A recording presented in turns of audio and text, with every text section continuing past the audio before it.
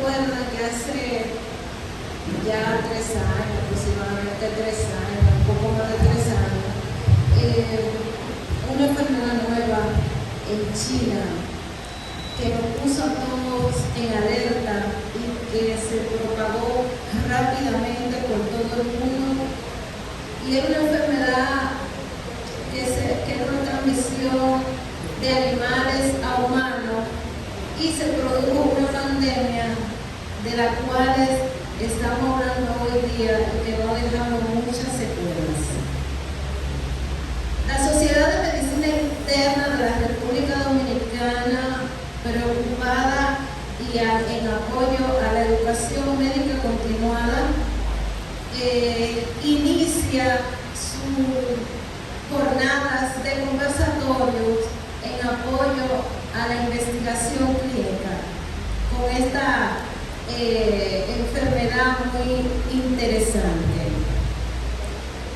Vimos que los pacientes que se contagiaban con el COVID-19, los primeros pacientes en los países que nos antecedieron en la pandemia, que por la primavera, por ahí, creíamos que ya la primera ola se estaba minimizando.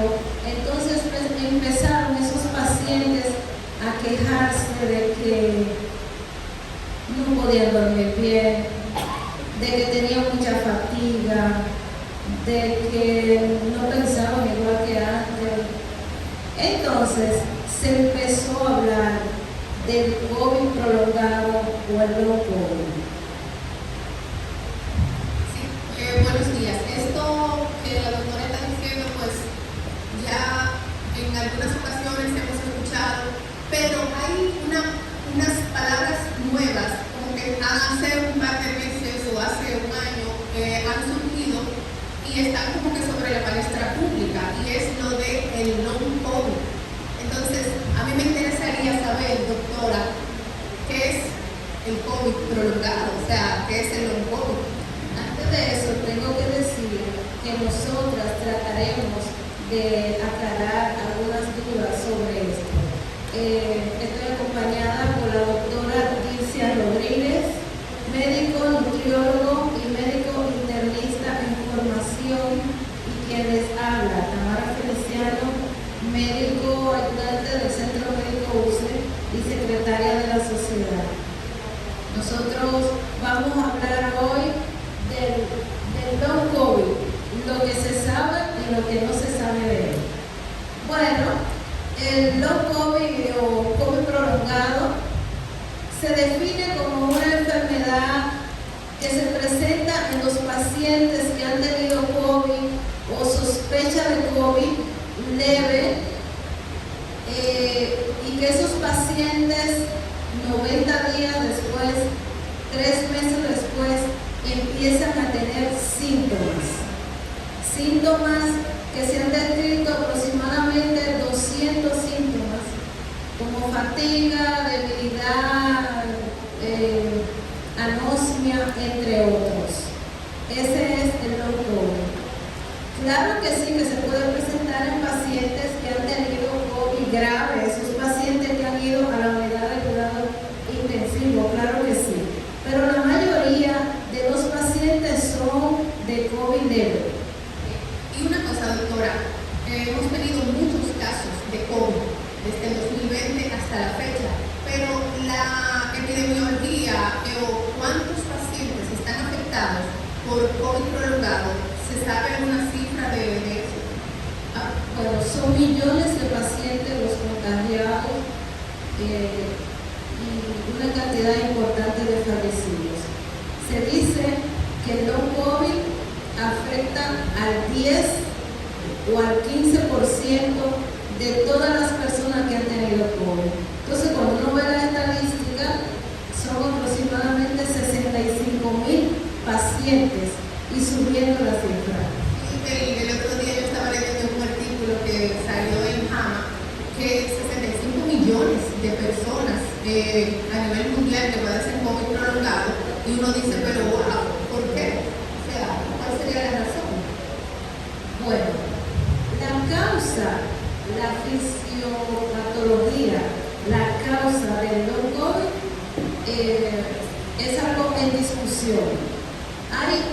muchas líneas de investigación. Las líneas más importantes ahora mismo, podemos decir que se ha demostrado que hay personas que le queda el virus unido en sus células. Se ha descubierto eso, que hay personas que el virus queda en ellos. Entonces se dice que el virus cada cierto tiempo se activa y por eso las personas tienen esos síntomas. Otra línea de investigación se refiere a que, como es una enfermedad inflamatoria, sumamente inflamatoria, entonces las personas se quedan inflamados y pueden incluso desarrollar enfermedades autoinmunes. Otra línea de investigación es que ustedes saben que esta enfermedad produce una hipercoagulación, ¿verdad? No solamente ese macrocoágulos como que se producen en enfermedad pulmonar, trombótica, sino también que afecta mucho al endotelio.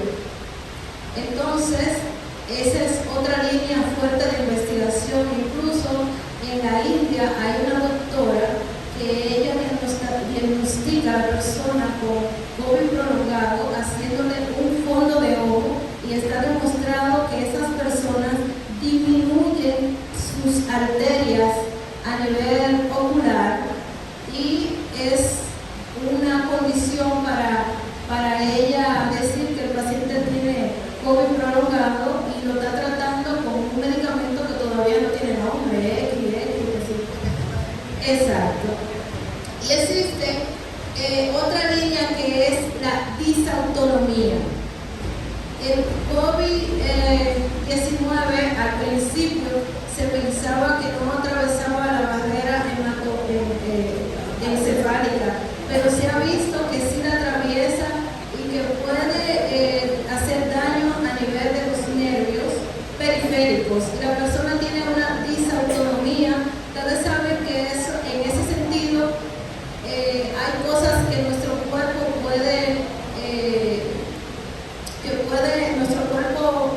la puede dominar y otras que no. Como por ejemplo, estos pacientes te dicen, doctora, pero es que yo tengo una sudoración excesiva, me da mucha taquicardia. Bueno, y también la hipotensión ortostática se ha visto en estos pacientes. Y también tienen mucho daño intestinal, movimiento intestinal por la disautonomía y hace que estos pacientes vayan a muchísimos médicos diferentes tratando de buscar ayuda. Sobre la disautonomía también estaba leyendo sobre la parte de la taquicardia ortostática, que estos pacientes como parte de la disautonomía presentan taquicardia ortostática paroxística. Ese paciente que va a la consulta, doctora, le doy un poco de tiempo en ese corazón que mareo, exacto. Entonces es importante, o sea, que el clínico que está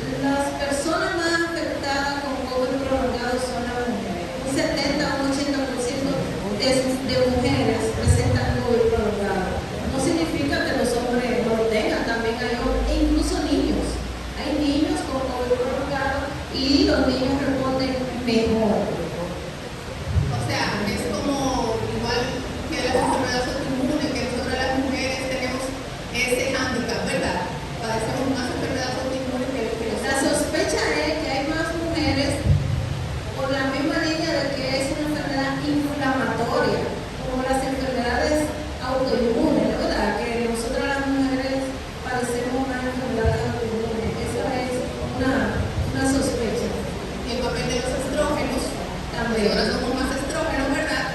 Y se ha demostrado que sí, que interactúa en cuanto a las enfermedades autoinmunes, los estrógenos con la generación o la inhibición y la reactivación del sistema inmune.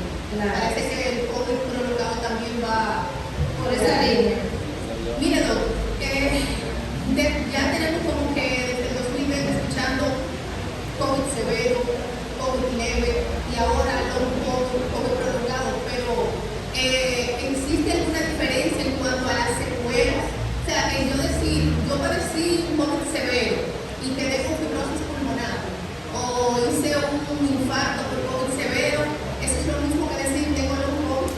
No, no es lo mismo. Es una pregunta muy importante. Incluso es tan importante para nosotros clasificar los pacientes e ir en la línea de investigación. Cuando hablamos de COVID al principio, ¿no es verdad? Para categorizar el COVID, cuando uno se infecta, cuando tiene una prima infección, la infección puede durar hasta los 14 días, dependiendo del paciente. El paciente que lo quiere también, ¿verdad? Hasta los 14 días. Hablamos de COVID subagudo de los 14 días a las 12 semanas. Después de las 12 semanas, entonces pueden presentarse secuelas. Y dije anteriormente que a los 90 días era que se hablaba de COVID prolongado.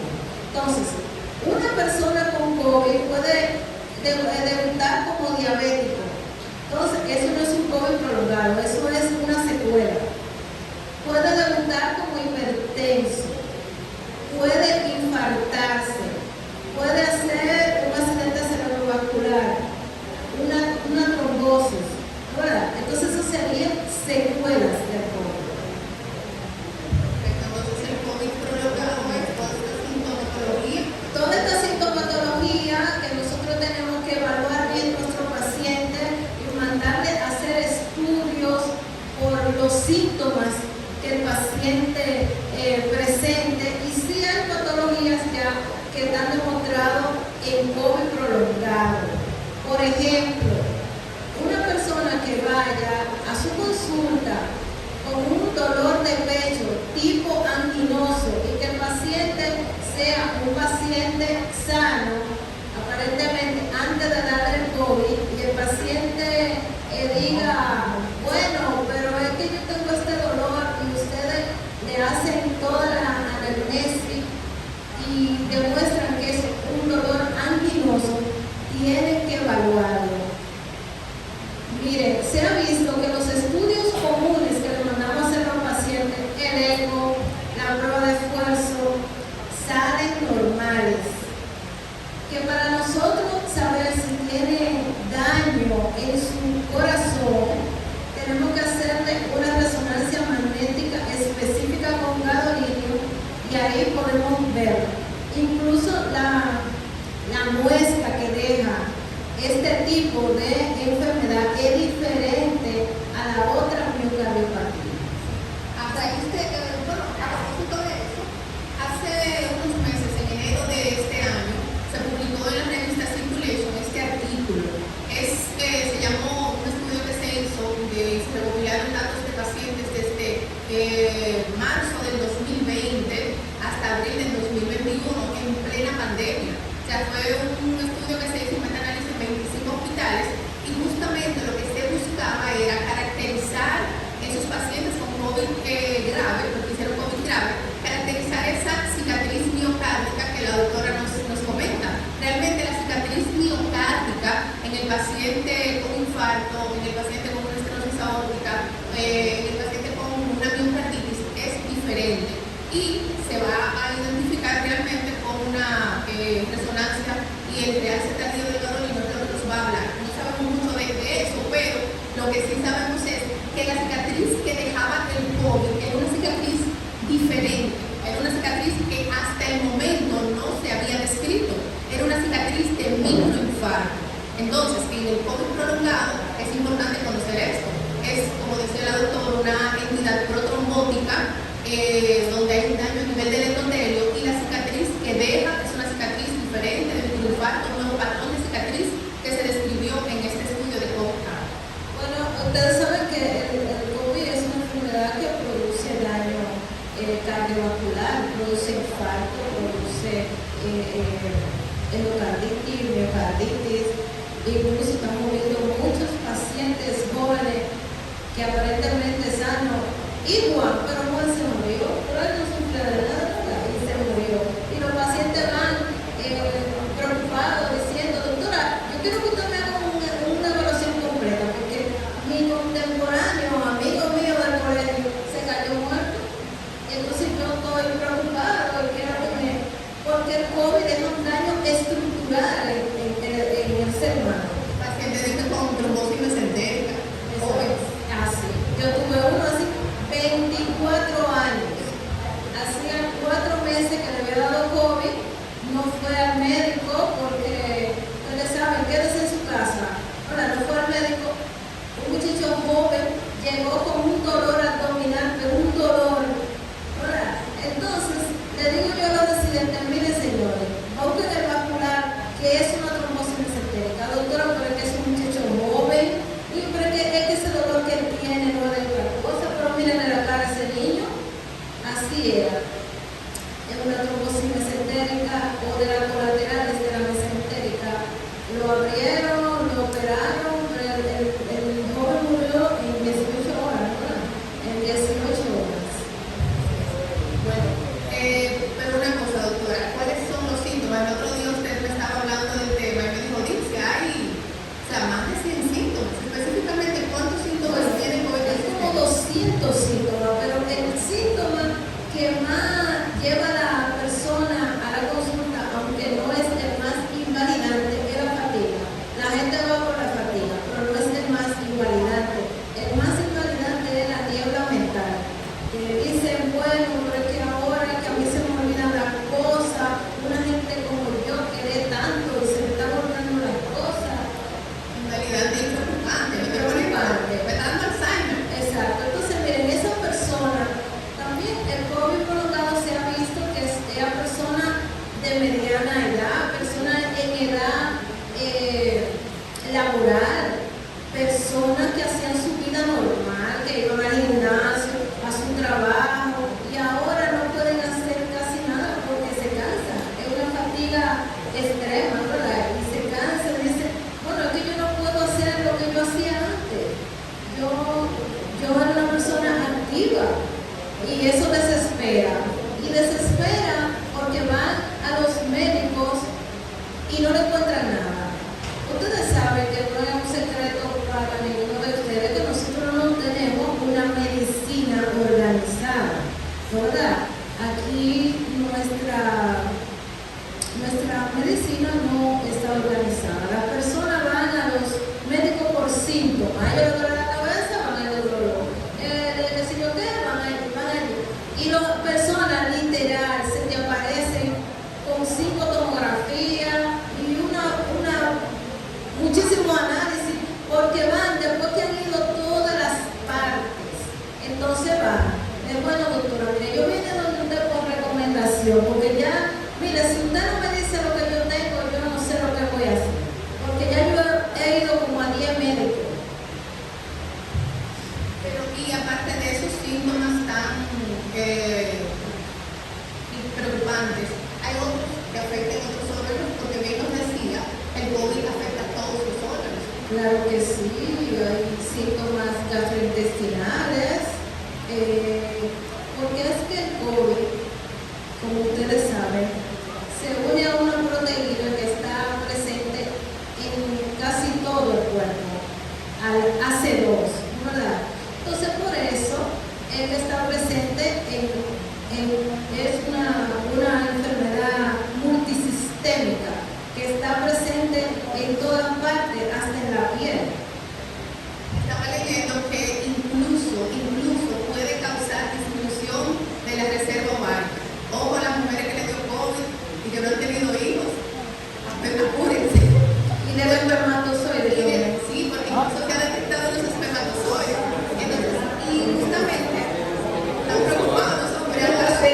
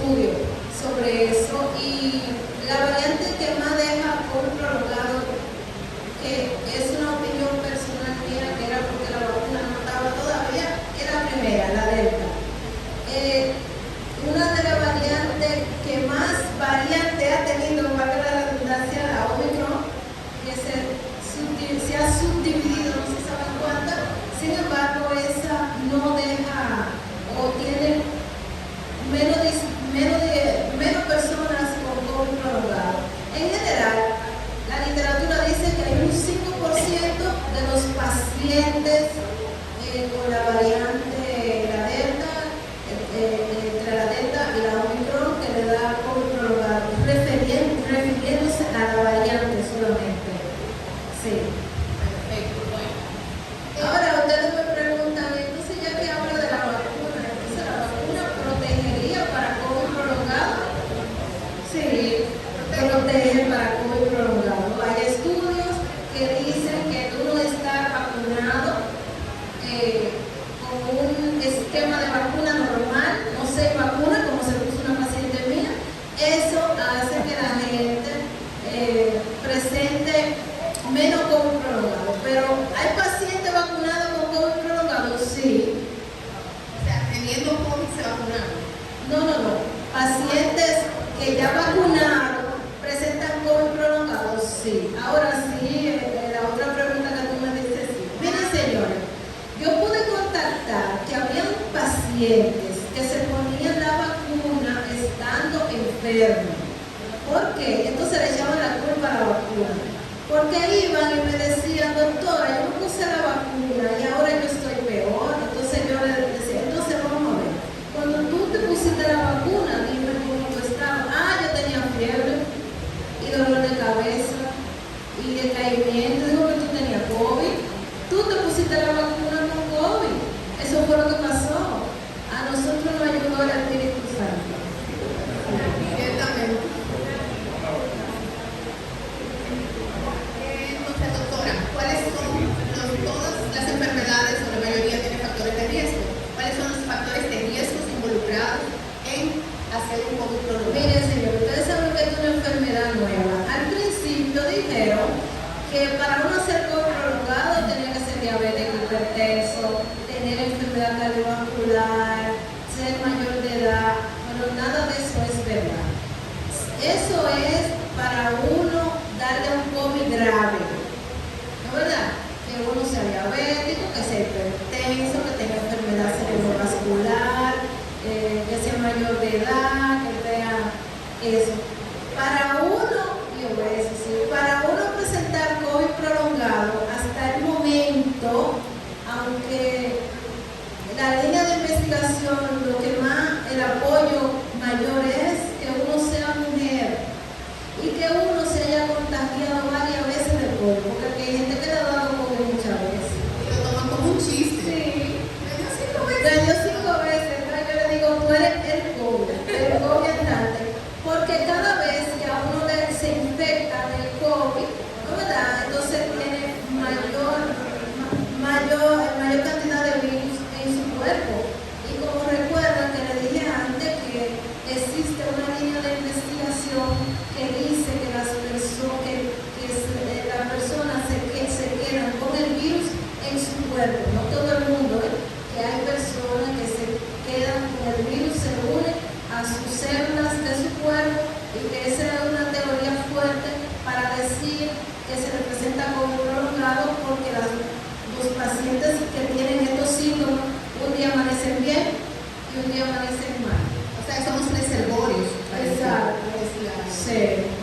Exactamente. Entonces, doctora, de los factores de riesgo, solamente eso es hasta ahora. Perfecto.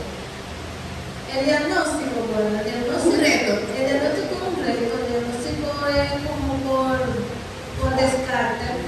Porque usted lo primero que tiene que hacer como clínico que somos, hacer una buena historia clínica. Hay personas que no, a mí no me dio COVID.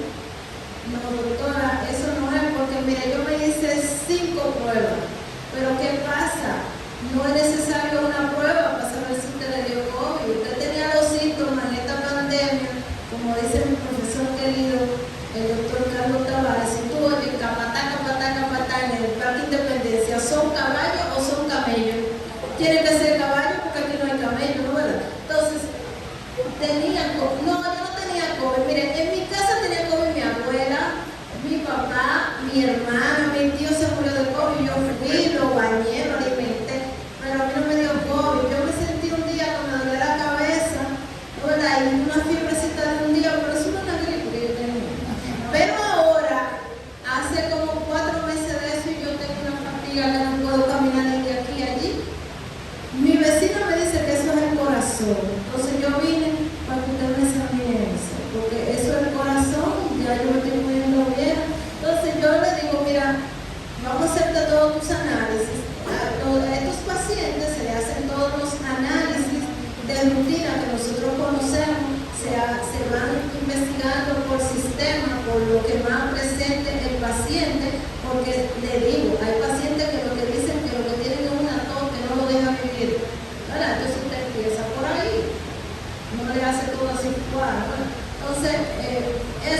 investigando, hay que hacer estudio de inmunología, eso es muy importante. Y ahí uno puede se caracteriza porque todo lo que tú le mandes a hacer al paciente está negativo. Todo, tú le mandas a hacer la tomografía, todo. No es que el paciente venga con una tomografía y tenga fibrosis pulmonar, no.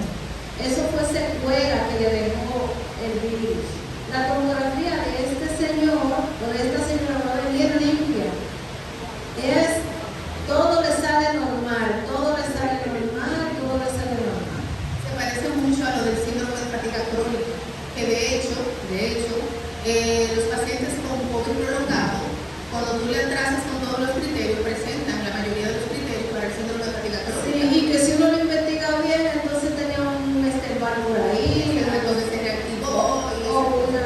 Miren, señores, esto de presentar este tipo de manifestaciones luego de un proceso infeccioso no es nuevo. Ahora, esto se ha presentado antes. Esto se ha presentado antes por muchos virus y en menor cantidad por bacterias. Lo que pasa es que como estamos tras de una pandemia, la cantidad de personas que son demasiado y por eso vemos estas personas con esta sintomatología, una gran cantidad de ellos. Pero esto no es nuevo. Incluso los científicos estaban dormidos en esa parte porque eso era de que si yo cuánto uno. Y esto va a venir a aclarar muchas cosas y a que uno pueda enfrentar otro tipo de enfermedades, porque dicen los que saben que con el cambio climático van a venir otras pandemias más cerca, que ya no vamos a tener que esperar 100 años. Así que quizás vayamos otra. Respecto a eso, quizás dentro de un par de años entonces se demuestre que el COVID prolongado no era más que un síndrome de fatiga crónica que era causado por el COVID, como lo hace como la disease o como la fiebre Q. Bueno, eso sería especulatorio. Eso es algo especulatorio. Sí. Pero de que la enfermedad ahora mismo existe. Es una realidad, no es un invento, no es que la señora se está volviendo loca y esa señora viene todos los días a la consulta y yo no sé qué hacer con ella. Bueno. Pero entonces, doctora, sí, o sea, aunque no hay un método diagnóstico específico, pero si yo tengo un paciente que llega con un cuadro pulmonar o con datos de apnea, yo voy a hacer un diagnóstico diferencial. Claro, hay que evaluar al paciente. Y así como no hay diagnóstico, no hay tratamiento, aunque en las redes pues hay muchas personas tratando de hacerse rico con eso, no hay tratamiento. Hay cosas de investigación experimentales, por ejemplo, hay una doctora en Boston que está experimentando poner el plasmaféresis a los pacientes. La investigación más fuerte que está en fase 3 es con un antiviral que se llama Valvovir, me parece, esa es la investigación más fuerte. Pero sí le puedo decir que hay una cosa que podemos hacer con ellos, que es decirle que hagan ejercicio físico, ejercicio, terapia cognitiva, eso. Bueno, desde el día 1 con los pacientes con COVID, uno tiene que hacer eso, porque ustedes saben que muchos pacientes de nosotros se fueron a su casa con oxígeno, entonces era como aprender de nuevo, ¿verdad? Entonces, en cuanto a tratamiento, solo medidas de sostén. Medidas de sostén. Tratar los síntomas que presenta el paciente. Gracias a Dios que existen analgésicos, porque esos pacientes tienen mucho dolor, y dependiendo de cómo sea el dolor, así el analgésico, ¿verdad? Que ustedes saben de eso más que yo, pero